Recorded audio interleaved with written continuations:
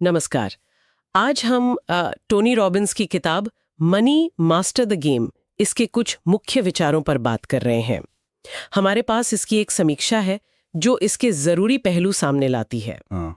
तो हमारा मकसद है कि इस समीक्षा के जरिए वित्तीय स्वतंत्रता के उन 7 कदमों का सार समझें जिनका जिक्र किताब में है। और ये किताब मतलब कोई छोटी मोटी नहीं है। दुनिया के 50 से ज्यादा टॉप एक्सपर्ट्स जैसे वॉरेन बफे, रे डालियो, हाँ, बड़े नाम हैं, उनके इंटरव्यू पर आधारित है। अच्छा, समीक्षा ये भी बताती है कि रॉबिन्स ने मुश्किल चीजों को जैसे कंपाउंड इंटरेस्ट, ब्याज पर ब्याज, हाँ, या एसेट एलोकेशन या फिर इंडेक्स फंड्स, इनको काफी आसान भाषा में समझाया है। बिल्कुल, और शायद यही इसकी खासियत है। मतलब फाइनेंस की दुनिया थोड़ी डराती है ना कई लोगों को, तो ये जानकारी उन तक भी पहुंच जाती है जिन्हें पहले से कोई ज्ञान नहीं है।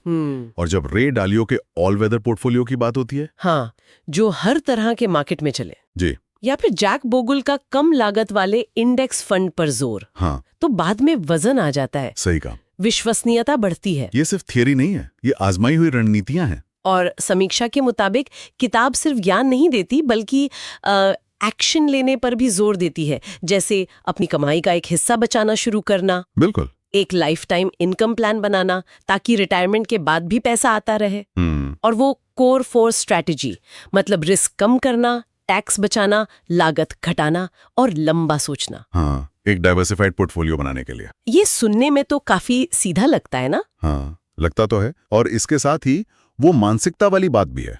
मतलब पैसा मैनेज करने में आपकी सोच, आपका अनुशासन, आपकी भावनाएं, ये सब कितना जरूरी है। अच्छा, ये रॉबिन्स की जो पर्सनल डेवलपमेंट वाली पृष्ठभूमि है उससे जुड़ता है। एक बुनियादी सोच बदलने की बात है।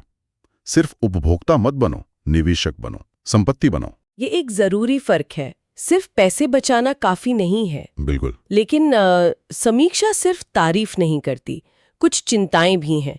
पहली बात तो किताब की लंबाई, 600 पेज से ज्यादा। अरे बाप रे, वो तो है। पढ़ने से पहले हिम्मत चाहिए।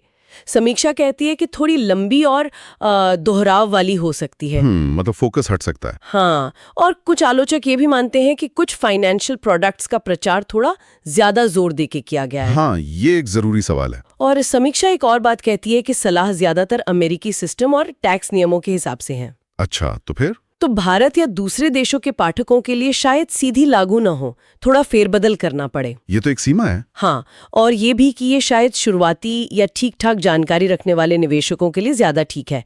बहुत अनुभवी लोगों को शायद ये थोड़ा बेसिक लगे। समझा।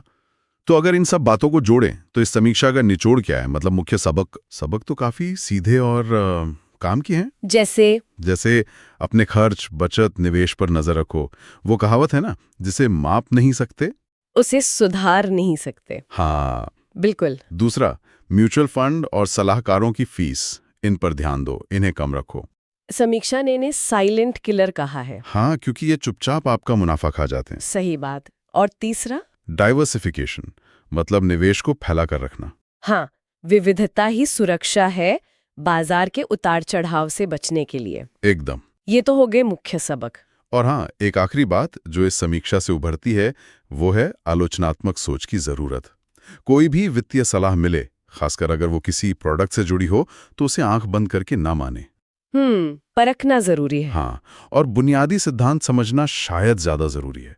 बचत, निवेश फैलाना, लागत कम रखना, ये सिद्धांत ज्यादातर हर जगह हर किसी के लिए काम करते हैं, भले ही नियम थोड़े अलग हों। बिल्कुल सही कहा।